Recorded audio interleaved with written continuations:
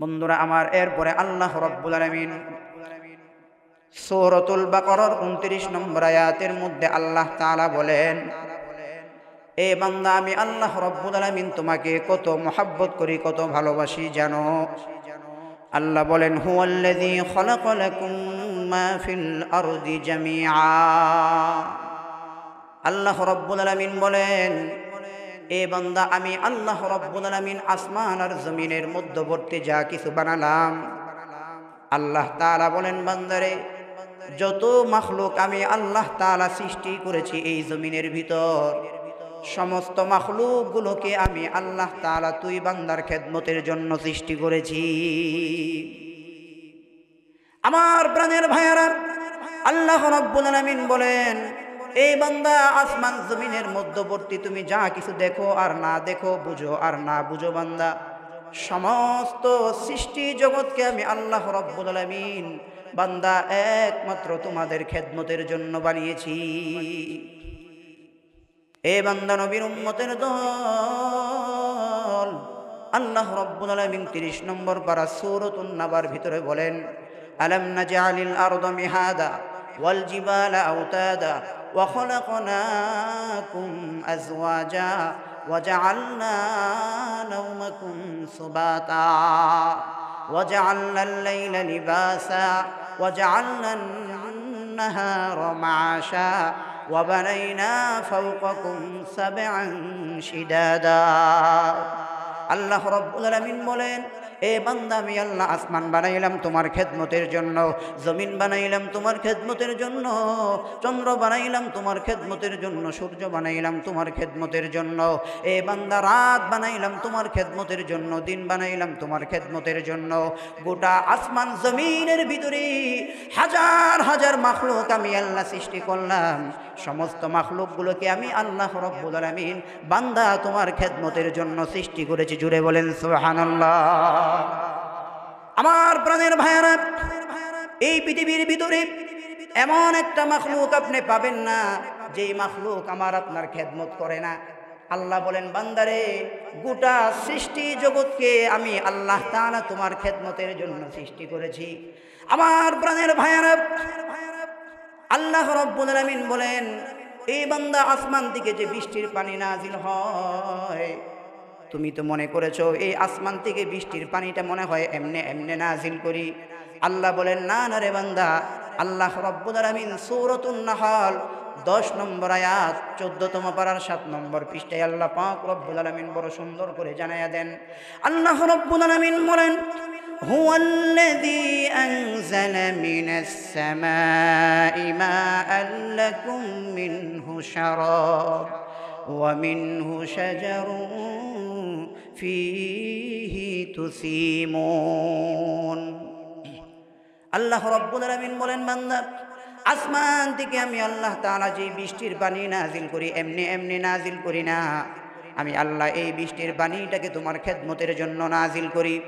বৃষ্টির পানি আল্লাহ আমার আপনার খেদমতের জন্য কিভাবে নাজিল করেন, আল্লাহ রাব্বুল আলামিন কোরআনুল কারীমের মধ্যে জানায়া দেন। এই বৃষ্টির পানি আমার আপনার খেদমত কিভাবে করে, আল্লাহ বলেন, এ বান্দা, এই বৃষ্টির পানি যে আমি আল্লাহ তাআলা আসমান থেকে নাজিল করি কেন জানো? আল্লাহ বলেন, মিনহু শারাব, যাতে করে তুমি নীলিন কিলিন পরিষ্কার পরিচ্ছন্ন এবং সুস্বাদু তোমার স্বাস্থ্যের জন্য উপকারী পানি পান তুমি করতে পারো। আমার প্রাণের ভাইয়ারা, আপনি মাম পানি খাবেন, ফ্রেশ পানি খাবেন, আপনি মিনারেল ওয়াটার খাবেন, কিন্তু আল্লাহর রহমতের বৃষ্টির পানির চাইতে এত ফ্রেশ, এত সুস্বাদু, এত স্বাস্থ্যের জন্য উপযোগী পানি আপনি কোথাও পাবেন না। আমার প্রাণের ভাইয়ারা, এরপরে 2 নম্বরে আল্লাহ বলেন, এই বৃষ্টির পানি বান্দা তোমার আর কি খেদমত করে জানো? আল্লাহ বলেন, ওয়া মিনহু শাজারুন, এই বৃষ্টির পানি নাজিল করে করে আমি আল্লাহ তাআলা এই জমিনের মধ্যে আমি আল্লাহ গাছ উৎপন্ন করে দিই।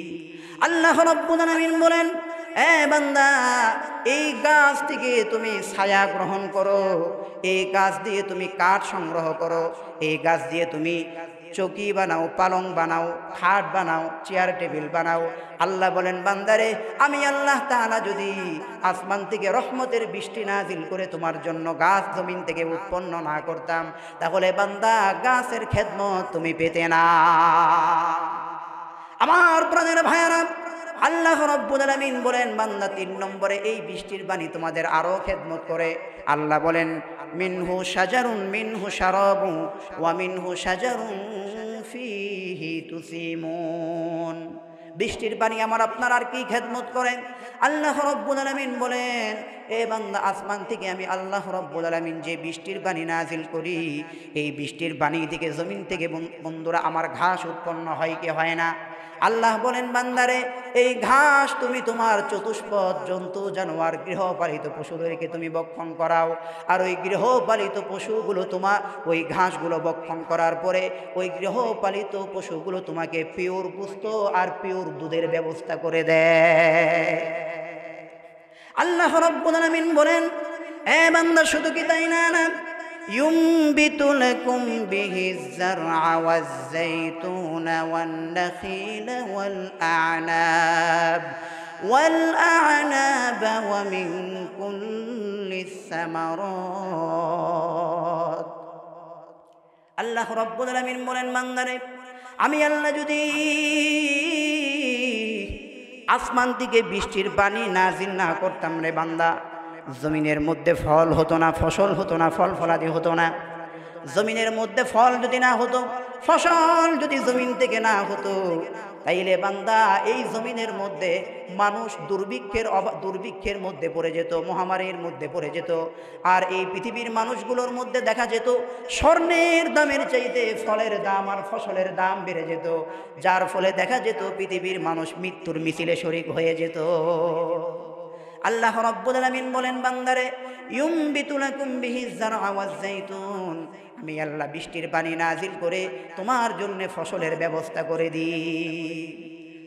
ওয়াজ যাইতুন, জাইতুনের ব্যবস্থা করি, ওয়াল আনাবা আঙ্গুরের ব্যবস্থা করি, ওয়ান নাখিলা খেজুরের ব্যবস্থা করি, ওয়া মিন কুল্লিস সামারাত এবং হাজার হাজার রকমারি ফসল আর ফল ফলাদির ব্যবস্থা আমি আল্লাহ বৃষ্টির পানির মধ্যে কুদরতি মেডিসিন দিয়া এ বান্দা জমিন থেকে তোমার জন্য এরকম হাজার হাজার রকমের ফল আর ফসলের ব্যবস্থা করে দিই।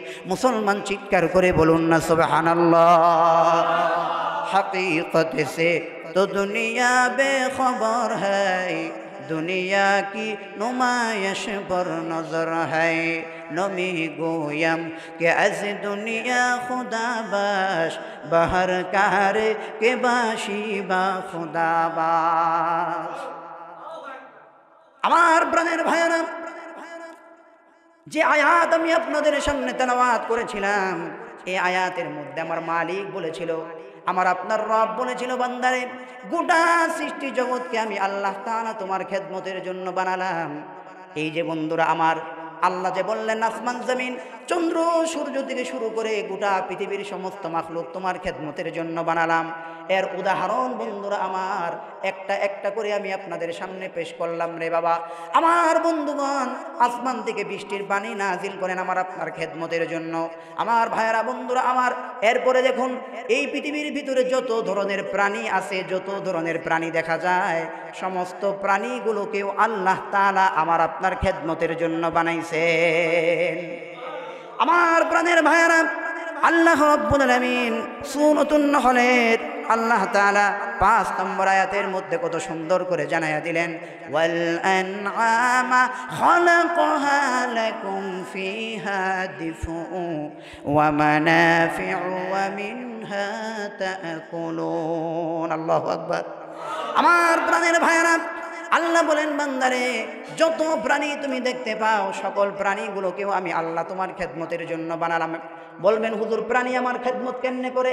আল্লাহ বলেন বান্দারে তাকায়া দেখো, এক শ্রেণীর প্রাণী আছে এমন যে প্রাণীগুলো থেকে লাকুম ফিহা দিফউন, তোমাদের জন্য শীতকালের বস্ত্র তৈরি হয়। এই প্রাণীর চামড়া দিয়ে আমার আপনার জন্য শীতের বস্ত্র তৈরি হয়। এই প্রাণীর চামড়া দিয়ে আমার আপনার জন্য জুতা তৈরি হয়, ব্যাগ তৈরি হয়। জোরে কোন ঠিক কিনা? আমার প্রাণের ভাইয়ারা, অনেকগুলো প্রাণী আছে এমন যে প্রাণীর চর্বি থেকে আমার আপনার জন্য সাবান সহ নানান ধরনের প্রসাধনী ওই প্রাণীর চর্বি থেকে আমার আপনার জন্য তৈরি হয়।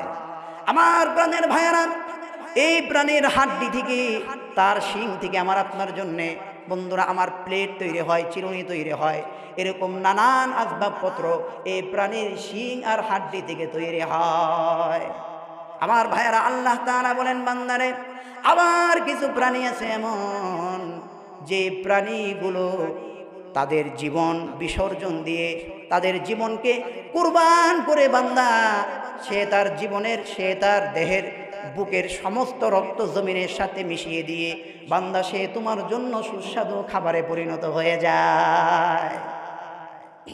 এই জন্যে বন্ধুরা আমার, হাঁসের দিকে তাকিয়ে দেখুন, হাঁস, মুরগি, উট, ছাগল, গরু, দুম্বা, আল্লাহ পাক রব্বুল আলামিন এই প্রাণীগুলোকে আমার আপনার খেদমতে নিয়োজিত করে দিলেন। এই প্রাণীগুলো তাদের জীবনের সবটুকু রক্ত বিসর্জন দিয়ে তাদের জান কুরবান করে আমার আপনার জন্য সুস্বাদু খাবার হয়ে যায়।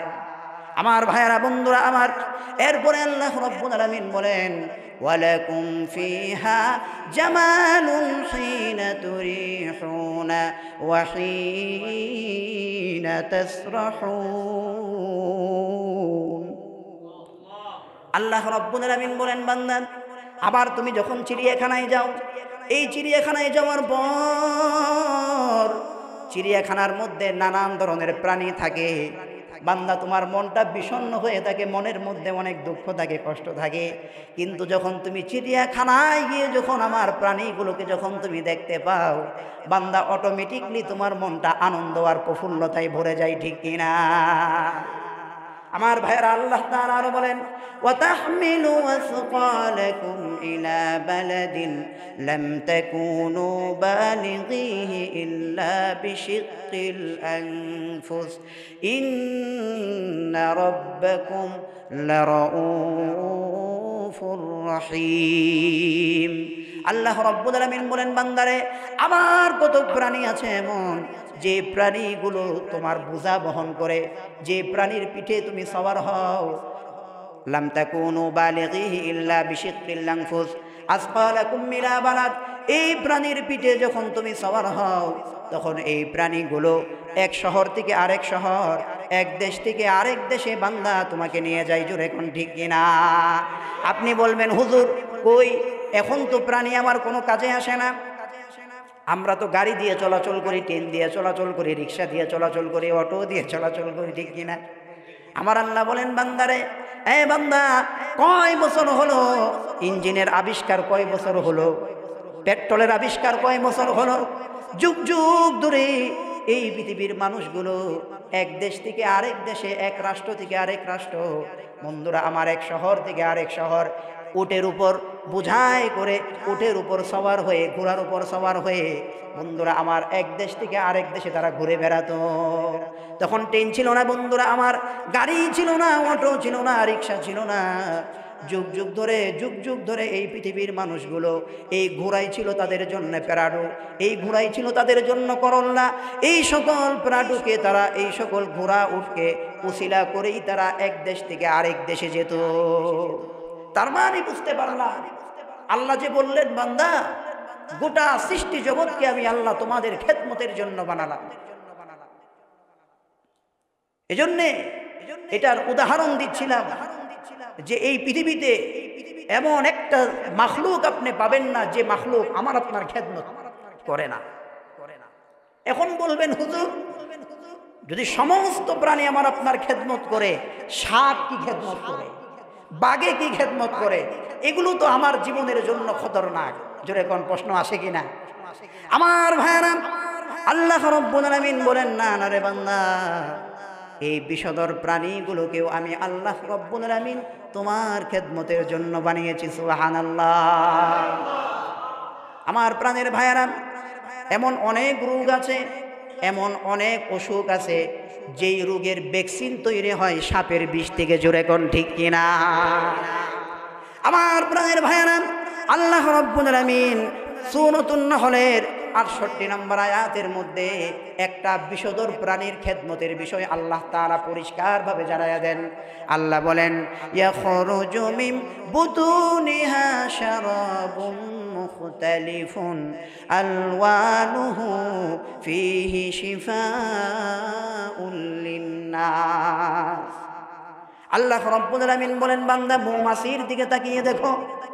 মৌমাছি এমন একটা বিষধর প্রাণী, এই মৌমাছি যদি কাউরে কয়েকটা মৌমাছি মিলে যদি জায়গা মতো কামড় দিতে পারে, তাহলে দুনিয়া থেকে বিদায় নেওয়া ছাড়া আর কোনো উপায় নাই। জোরে কোন ঠিক কিনা?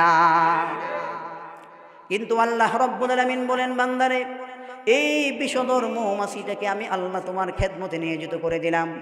মৌমাছি আমার আপনার খেদমত কিভাবে করে? আল্লাহ তাআলা মৌমাছিকে নির্দেশ দেন, ওয়াউহা রাব্বুকা ইলান নাহলি আনিত্তাখিযি মিনাল জিবালি বুয়ুতাও ওয়া মিনাশ শাজারি ওয়া মিম্মা ইয়ারিশুন। আল্লাহ রাব্বুল আলামিন বলেন, আমি মৌমাছিকে নির্দেশ দিই, এ মৌমাছি তুমি পাহাড়ে পর্বতে বন জঙ্গলে তুমি চলে যাও, তুমি গাছের ডালপালায় চলে যাও, সেখানে গিয়ে তুমি বাসা নির্মাণ করো। এরপরে তুমি সুম্মা কুলি মিন কুল্লি সামারত, বাগানে গিয়ে ফুল বাগানে যাও, ফলের বাগানে যাও, বিভিন্ন ফল থেকে তুমি রস আহরণ করো, রস আহরণ করো, রস আহরণ করো। এরপরে ফাসলুকি সুবুলা রব্বিকি যুলুলা, এরপর তুমি আবার তুমি তোমার বাসায় গিয়ে সেই রসগুলোকে তুমি জমা করো। আল্লাহ রাব্বুল আলামিন বলেন, বান্দারে মৌমাছি যদিও একটা বিষধর প্রাণী, কিন্তু এই মৌমাছির পেটের ভিতরে আমি আল্লাহ তাআলা জান্নাতি ফ্লেভারের এক খাবার, মধু নামক খাবার আমি আল্লাহ তাআলা এই মৌমাছির দায়িত্বে দিয়ে দিলাম। এই মৌমাছি তার পেটের মধ্যে করে আমার আপনার জন্য জান্নাতি খাবার মধুর আমদানি করে। জোরে কোন ঠিক কিনা? তার মানে বুঝতে পারলাম, আসমান আমার আপনার খেদমত করে।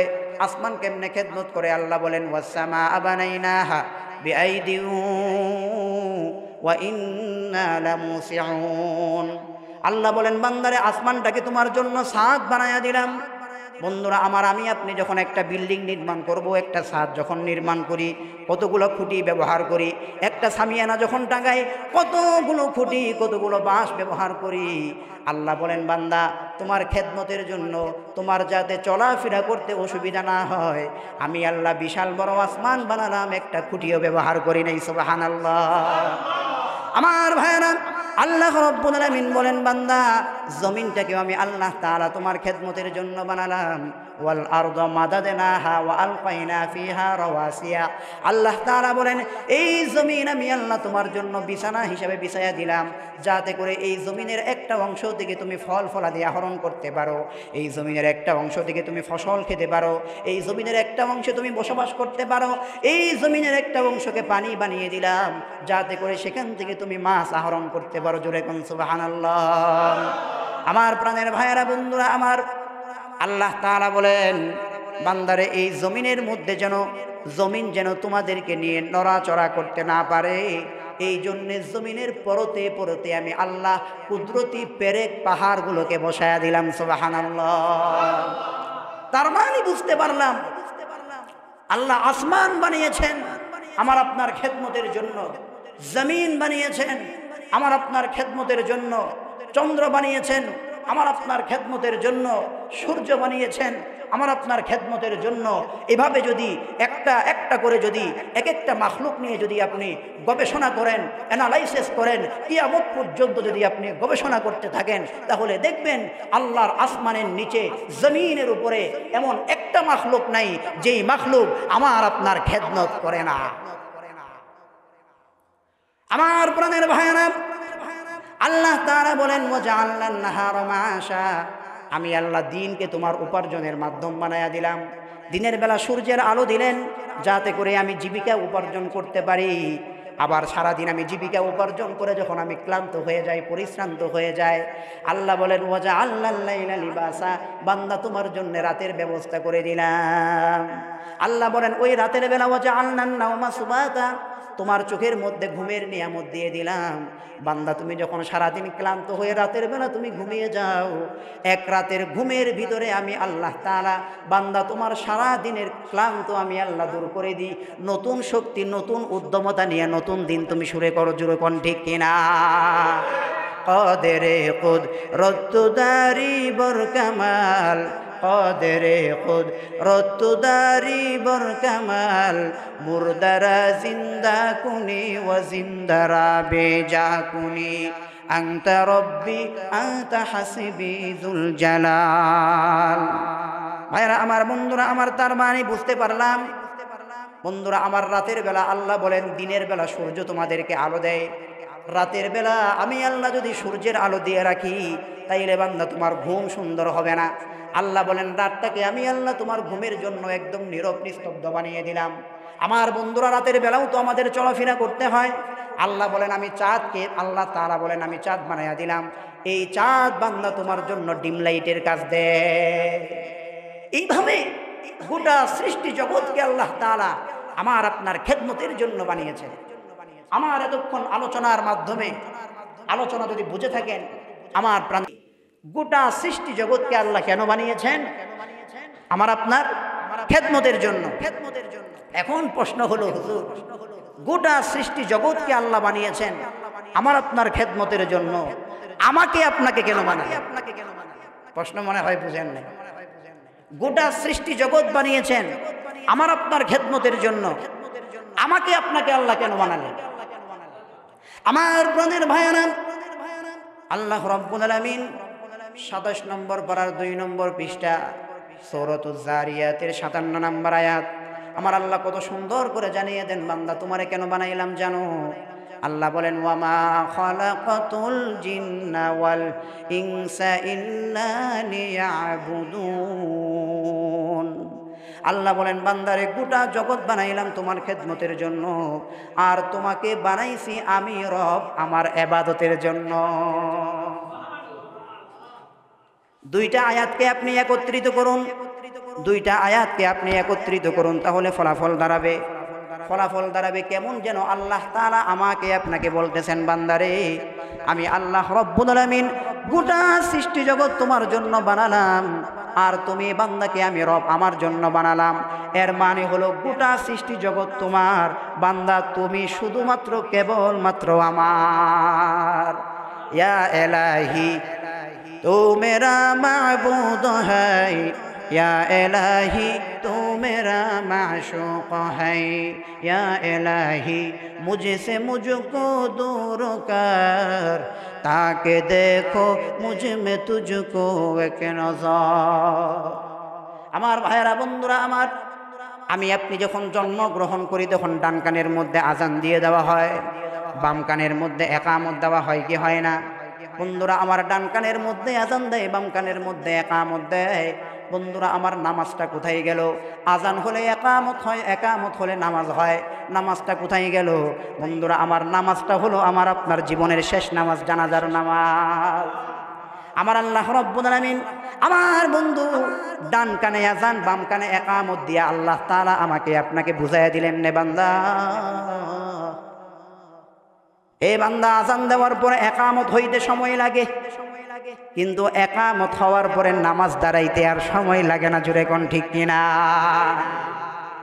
আল্লাহ তাআলা বুঝাইয়া দিলেন এ বান্দা তোর জীবনের আজানও হয়ে গেছে তোর জীবনের ইকামতও হয়ে গেছে এখন শুধুমাত্র তোর জীবনের নামাজটাই বাকি আল্লাহ রাব্বুল আলামিন বুঝাইয়া দিলেন বান্দারে ইকামতের পরে নামাজ দাঁড়াইতে যেমন সময় নাই ওই রকম ভাবে বান্দারে তোর জীবনের ইকামত আর জানাজার নামাজের মাঝখানে আর বেশি সময় নাই অতি অল্প হায়াত দিয়ে আমি আল্লাহ তোরে বানাইলাম এই হায়াতের জিন্দেগিটা বান্দা আমি রবের ইবাদতের মধ্যে কাটায়া দাও আমার ভাইয়েরা বন্ধুরা আমার এখন প্রশ্ন হলো হুজুর ইবাদত কতক্ষণ করব আল্লাহ তাআলা সূরাতুল হিজরের 99 নম্বর আয়াত 14 নম্বর পারা 6 নম্বর পৃষ্ঠার মধ্যে আল্লাহ তাআলা বলেন ওয়া'বুদ রাব্বাকা হাত্তা ইয়াতিয়াকাল ইয়াকিন আল্লাহ বলেন বান্দারে যেই দিন তুমি জন্মগ্রহণ করলা এ বান্দা যেই দিন তুমি জন্মগ্রহণ করলা এরপরে যখন তুমি বালেগ হয়ে গেলা বান্দা বালেগ হওয়ার পর থেকে নিয়ে মৃত্যু পর্যন্ত গোটা জীবনটাই আমি রবের ইবাদতের মধ্যে কাটায়া দাও তাহলে আল্লাহ তাআলা গোটা জগৎ বানাইছেন আমার আপনার খেদমতের জন্য আলোচনা বুঝবেন গোটা জগৎ আল্লাহ বানাইছেন আমার আপনার খেদমতের জন্য। আমাকে আপনাকে আল্লাহ বানাইছেন তার ইবাদতের জন্য। ইবাদত কতক্ষণ করব? আল্লাহ বলেন হাত্তা ইয়াতিয়াকাল ইয়াকিন, বান্দা মৃত্যু পর্যন্ত আমি রবের ইবাদত করবা। মুসলমান ইমানি আওয়াজে চিৎকার করে বলো ঠিক কিনা। কিন্তু আজকে কপালটা বড় মন্দ হয়ে গেল। আমার বসকে সময় দেওয়ার মতো সময় আমার হাতে আছে, আমার চাকরিতে সময় দেওয়ার মতো সময় আমার হাতে আছে, ব্যবসায়ী সময় দেওয়ার মতো সময় আমার হাতে আছে, আমার বিবি, আমার সংসার, আমার পরিবারের মধ্যে সময় দেওয়ার মতো সময় আমার আছে। কিন্তু আমার প্রাণের ভাইয়েরা, আজকে কপাল এত বড় খারাপ, আজকে আমার রবকে দেওয়ার মতো সময় আমার হাতে নাই। জোরে কোন ঠিক কিনা। এই জন্যে বন্ধুরা আমার আজকে দিকে আপনাদের পায়ে হাত রেখে বড় অনুরোধ করে বলবো, আপনারা কেউ আমার বাবা হন, কেউ আমার ভাই হন, এ বন্ধুরা ভাইয়েরা আমার বাপজানেরা আমার, বড় অনুরোধের সুরে কলিজা বড় ব্যথা নিয়ে আপনাদের কাছে অনুরোধ করে বলতে চাই, একজন নবীর ওয়ারিস হিসেবে আজকে দিকে পরিবারে সময় দিবেন, সংসারে সময় দিবেন, চাকরি বাকরি ব্যবসা বাণিজ্যে ক্ষেত খামারে সময় দিবেন, পাশাপাশি দৈনিক 5 বার আমার রবকেও সময় দিবেন। জোরে কোন ঠিক কিনা। আমার ভাইয়েরা বন্ধুরা আমার, রবের ইবাদত যদি করি তাইলে কি লাভ? কারণ আমরা তো মানুষ বড় স্বার্থপর। ইন্নাল ইনসানা লিরাব্বিহি লাকানুদ, আমরা মানুষ বড় স্বার্থপর, স্বার্থ ছাড়া কোনো কাজ করি না। জোরে কোন ঠিক কিনা। আল্লাহ বলেন বান্দা আমার ইবাদত যদি তুমি করো তাইলে বান্দা তোমার কি লাভ জানো? আল্লাহ রাব্বুল আলামিন বলেন, এ বান্দা, আল্লাহ তাআলা সূরাত কুরাইশের মধ্যে বলেন, ফালইয়াবুদু রাব্ব হাযাল বাইত আল্লাযী আত'আমাহুম মিন জু' ওয়া আমানাহুম মিন খাউফ। আল্লাহু আকবার। আমার প্রাণের ভাইয়েরা, আল্লাহ রাব্বুল আলামিন সূরা কুরাইশের মধ্যে বলেন, বান্দারে, একটা মানুষ তার জীবনে 2টা জিনিস চায়। 1 নম্বরে, একটা মানুষের জীবনে 2টা মৌলিক দিক আছে। 1 নম্বরে প্রত্যেকটা মানুষ সে সম্মানজনক রিজিক চায়, সে তার পেট ঠিক রাখতে চায়। দূরে কোন ঠিক কিনা। 2 নম্বরে পিঠ ঠিক রাখতে চায়। প্রতিটা মানুষই কিন্তু পেট আর পিঠ ঠিক রাখতে চায়। আল্লাহ তাআলা বলেন, বান্দারে, এ বান্দা তুই আমার ইবাদত কর, আমি আল্লাহ তোর পেটের ব্যবস্থাও করে দিব, তোর পিঠ ঠিক রাখার ব্যবস্থাও করে দিব। সুবহানাল্লাহ। আমার আল্লাহ কত সুন্দর করে বলেন, ফালইয়াবুদু রাব্ব হাযাল বাইত, এ বান্দা আমি রবের ইবাদত তুই কর, আমি আল্লাহ তাআলা বিনিময়ে আল্লাযী আত'আমাহুম মিন জু', তোর ক্ষুধার সময় সম্মানজনক রিজিকের ব্যবস্থা আমি আল্লাহ করে দিব। 2 নম্বরে আল্লাহ বলেন, ওয়া আমানাহুম মিন খাউফ, এই বান্দা তোর জীবনের সিকিউরিটি আর নিরাপত্তার ব্যবস্থা আমি আল্লাহ করে দিব। সুবহানাল্লাহ। আজকাল আমরা সিকিউরিটি রাখি, জীবনের নিরাপত্তার জন্য সিকিউরিটি রাখি, বডিগার্ড রাখি, এরপরেও দেখা যায় কোন দিক থেকে যে ফায়ার করে। ভাইয়েরা আমার, আমরা অনেক রাজা বাদশাদের ঘটনা শুনেছি, অনেক নেতা নেত্রীর ঘটনা আমরা শুনেছি। ডানে বামে সামনে পিছনে তার গার্ড আর সিকিউরিটির অভাব নাই, কিন্তু পিস্তলের গুলি থেকে তাকে কোনো গার্ড আর সিকিউরিটি বাঁচাতে পারে নাই। জোরে কোন ঠিক কিনা। আল্লাহ বলেন, বান্দা আমি রবের গোলামি করো, আমি রবের ইবাদত করো, একটা সিকিউরিটি রাখবে না। হযরতে ওমর অর্ধ পৃথিবী শাসন করেছেন, খেজুর গাছের চাটাইয়ের উপর বসে, একটা পুলিশও ছিল না, একটা গার্ড ছিল না, একটা সিকিউরিটি ছিল না। 10 বছর শাসন করেছেন। দূর থেকে ফায়ার করার, দূর থেকে তীর মেরে নিক্ষেপ করার, বর্ষা মেরে দুনিয়া থেকে বিদায় করার সাহস কারো হয় নাই। বান্দা আল্লাহ বলেন, বান্দারে হযরত ওমরের মতো তাকায়া দেখ, হযরত ওমর যেভাবে আমি রবের গোলামি করেছে, ওইভাবে যদি গোলামি করতে পারো, ইবাদত করতে পারো, তাহলে বান্দা গার্ড লাগবে না, সিকিউরিটি লাগবে না, তোর জীবনের নিরাপত্তা আমি আল্লাহ আমার কুদরতি হাতে দিব। চিৎকার করে বলুন সুবহানাল্লাহ। আমার প্রাণের ভাইয়েরা, ইবাদত করলে কি লাভ? শুধুমাত্র আর একটা লাভের কথা বলবো, অনেকগুলো লাভ আছে। আমার প্রাণের ভাইয়েরা, ইবাদত করলে মান ওয়াজাদানি ফাকাদ ওয়াজাদা কুল্লু ওয়া মান ফাতানি ফাকাদ ফাতা কুল্লু, মান লাহুল মাওলা ফালাহুল কুল। আল্লাহ বলেন, বান্দারে, এ বান্দা তুই যদি আমি রবের ইবাদত করতে পারো, ইবাদত করে করে করে করে যদি আমি আল্লাহকে তুমি তোমার প্রতি মায়া লাগাইতে পারো, আমি আল্লাহ এমন এক রহমতের নজর তোর দিলের মধ্যে দিব। এই রহমতের নজর যখন তোর দিলে লাগবে বান্দা, তোর দিল থেকে এমন এক নূর পয়দা হয়ে যাবে, আল্লাহ তাআলা বলেন ওই নূরের আলোতে তুই আমার ওলি হয়ে যাবি। সুবহানাল্লাহ। আল্লাহ বলেন আমার ওলি যারা হবে কেমনে হবে? ইবাদত করে করে হবে। আল্লাহ বলেন আমার ওলিদের ব্যাপারে আমি আল্লাহর একদম পরিষ্কার ঘোষণা। আল্লাহ বলেন আলা ইন্না আউলিয়া আল্লাহি লা খাউফুন আলাইহিম ওয়ালা হুম ইয়াহজানুন। আল্লাহ বলেন আমার ওলি যারা হবে, আমার ওলিদের দুনিয়াতেও কোনো ভয় নাই, কোনো পেরেশানি নাই।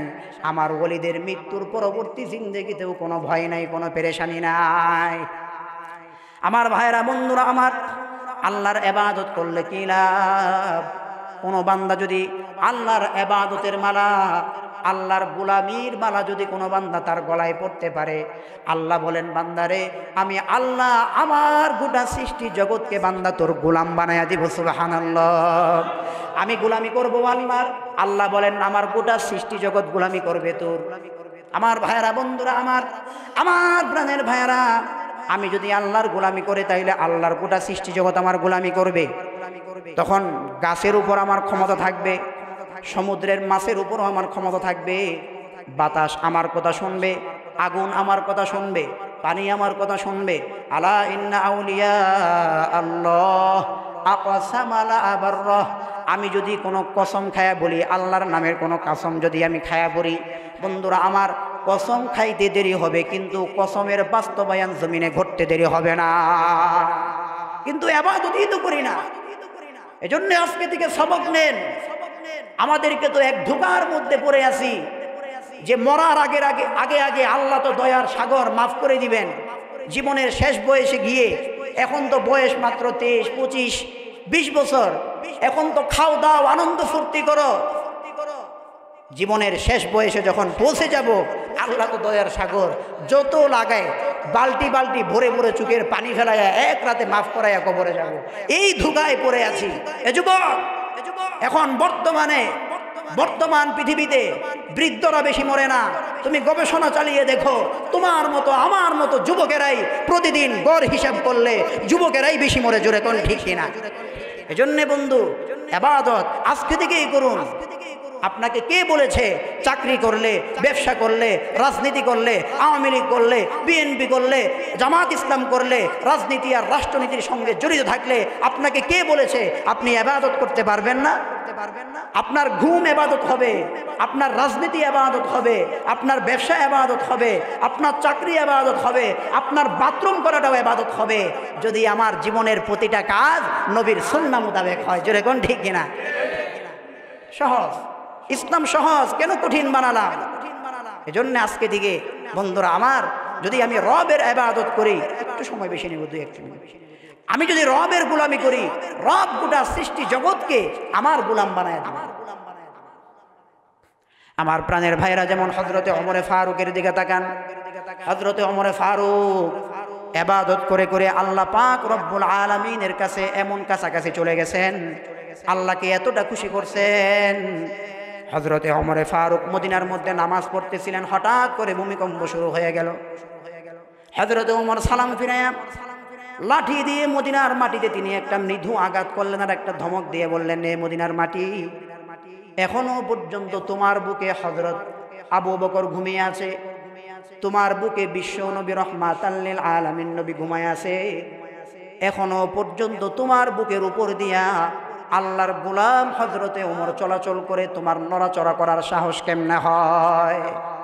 আমার প্রাণের ভাইরা, হযরতে ওমর ওই যে মদিনার মাটিকে তিনি যে একটা আঘাত করেছিলেন আর ধমক দিয়েছিলেন, তখন থেকে যে ভূমিকম্প বন্ধ হলো, গোটা পৃথিবীর আনাচে কানাচে দিক দিগন্তে প্রান্তে প্রান্তে ভূমিকম্প হয়, কিন্তু মদিনার মাটিতে শত শত বছর চলে যায়, মদিনার মাটিতে ভূমিকম্প হয় না। তাহলে মাটিও ওই যে কথা শুনছে, আরে হযরতে ওমর তো আমার আপনার মতোই রক্ত মাংস করা মানুষ, কিন্তু ইবাদত করে করে আল্লাহর কাছে এমন রাজত্ব তৈরি করে নিছে, মাটিরে ধমক দিলে মাটি পর্যন্ত কথা শুনে। আমার প্রাণের ভাইয়েরা, হযরতে সাফিনা রাদিয়াল্লাহু তাআলা আনহু 20তম হিজরিতে আল্লাহর পয়গম্বরের সাহাবায়ে কেরামদের একটা টিম বন্ধুরা আমার চলে গেলেন আফ্রিকার জঙ্গলে দ্বীনের দাওয়াত দেওয়ার জন্য। আফ্রিকার জঙ্গলে চলে গেলেন, পিছে পিছে একজন সাহাবী আসলেন একলা একলা। ওই সাহাবীর নাম হলো হযরতে সাফিনা। আল্লাহর নবী বড় মহাব্বত করে আদর করে ভালোবেসে তার নাম দিয়েছেন সাফিনা। সাফিনা মানে হলো নৌকা। নবীজি আদর করে তারে নৌকা বলে ডাক দিয়েছেন। এই জন্যে সে বলে, ও দুনিয়ার মানুষ, তোমরা আমার নাম ধরে ডাকবা না। আমার দয়াল নবী আমার যেই নামেই ডেকেছে, আজকে থেকে আমার সেই নামই তোমরা আমারে ডাকবা। আজকে থেকে আমার নাম হয়ে গেল সাফিনা। হযরতে সাফিনা যখন আফ্রিকার জঙ্গলে যখন তিনি গেলেন, আফ্রিকার জঙ্গলে প্রবেশ করতেই বন্ধুরা আমার হাদিসের মধ্যে ঘটনা এসেছে, সামনে বিশাল বড় একটা বাঘ চলে আসলো। বড় ভয়ঙ্কর এক অবস্থা। হযরতে সাফিনা ওই বাঘকে ডাক দিয়ে তখন চিৎকার করে গোটা আফ্রিকার জঙ্গলকে কাঁপিয়ে দৌড়িয়ে তিনি চিৎকার করে একটা হুঙ্কার দিয়ে বললেন, ইয়া আবাল হারিস আনা মাওলা রাসূলুল্লাহি সাল্লাল্লাহু আলাইহি ওয়াসাল্লাম।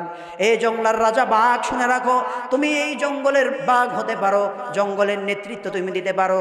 তুমি যদিও জঙ্গলের রাজা হও, যদিও তোমার হুঙ্কারে গোটা আফ্রিকার জঙ্গল থরথর করে কাঁপে, কিন্তু শুনে রাখো, তুমি যেই হও না কেন, যত শক্তিশালী আর যত ভয়ঙ্কর হও না কেন, আমি আল্লাহর একজন গোলাম, বিশ্ব নবী রাহমাতাল লিল আলামিনের একজন সাহাবী। অতএব আজকের রাত্রে আমি আফ্রিকার জঙ্গলে বসবাস করব, আফ্রিকার জঙ্গলে আমি নিদ্রা যাপন করব। অতএব আফ্রিকার জঙ্গল ছেড়ে তোমরা বের হয়ে যাও। যদি বের না হও, তাহলে আমার তরবারির আঘাতে তোমাদের কল্লাগুলো দ্বিখণ্ডিত হয়ে যাবে। এই কথা শোনার পরে ওই বাঘ বন্ধুরা আমার, সে তার মাথাটাকে নুইয়ে দিল এবং হযরতে সাফিনার সামনে সামনে চলতে লাগলো। হযরতে সাফিনাকে নিরাপত্তা দিয়ে, সিকিউরিটি দিয়ে তার গন্তব্যে পৌঁছায়া দেয়। ভাইরা আমার, বন্ধুরা আমার, 1 মিনিটে আরেকটা ঘটনা। হযরতে ওমর ফারুক রাদিয়াল্লাহু তাআলা আনহু ইবাদত করে করে আল্লাহর এতটা কাছে চলে গেছেন, যার কারণে দেখা গেল মিশরের নীল নদের মধ্যে পানি নাই। পানি না থাকার কারণে মিশরের মধ্যে বন্ধুরা আমার দুর্ভিক্ষ শুরু হয়ে গেল। কারণ মিশরের নীল নদের পানি দিয়ে চাষাবাদ হয়, পানি না থাকার কারণে চাষাবাদ বন্ধ হয়ে গেছে, ফল ফলাদি হয় না, ফসল হয় না, দুর্ভিক্ষ আর মহামারী শুরু হয়ে গেল। মানুষগুলো বন্ধুরা আমার মিশর থেকে হিজরত করে অন্যান্য রাষ্ট্রে চলে যেতে শুরু করলো। মিশরের গভর্নর আমর ইবনুল আস তিনি চিঠি লিখলেন হযরতে ওমরের বরাবর, হে খলিফাতুল মুসলিমিন, মিশরের নীল নদের মধ্যে পানি নাই, যার কারণে চাষাবাদ হয় না, ফসল হয় না, ফল ফলাদি হয় না, মানুষগুলো না খেয়ে মরতেছে, অন্য দেশে চলে যাইতেছে, কি করা যায়? হযরতে ওমর ফারুক রাদিয়াল্লাহু তাআলা আন, বন্ধুরা আমার, সিরাতের কিতাবের মধ্যে, তারিখের কিতাবের মধ্যে এসেছে হযরতে ওমর ফারুক দুনিয়ার কোনো মানুষ বরাবর নয়, বরং হযরতে ওমর তিনি মিশরের নীল নদ বরাবর চিঠি লিখলেন, হে মিশরের নীল নদ, আমি আল্লাহর গোলাম হযরতে ওমর, আমার পক্ষ থেকে তোমার কাছে চিঠি। তুমি যদি আল্লাহর হুকুমে জারি হও, তাইলে আমি ওমর আল্লাহর একজন গোলাম হিসেবে তোমাকে আদেশ করতেছি, তুমি জারি হয়ে যাও। আর যদি তুমি আল্লাহর আদেশে জারি না হও, তাহলে মিশরের নীল নদ, শুনে রাখো, জীবন চলে যাবে। তোমার মতো নীল নদের পানি মুসলমানের দরকার নাই। বন্ধুরা আমার, চিঠিটা নিয়ে আমর ইবনুল আস যখন রাতের বেলা নীল নদের মধ্যে যখন নিক্ষেপ করছেন, এই চিঠি পাওয়ার পর এক রাত্রের মধ্যেই মিশরের নীল নদ পানি দিয়ে ভরপুর হয়ে যায়। আজ পর্যন্ত বন্ধুরা আমার, মিশরের নীল নদের পানি 1 ফোঁটাও কমে নাই।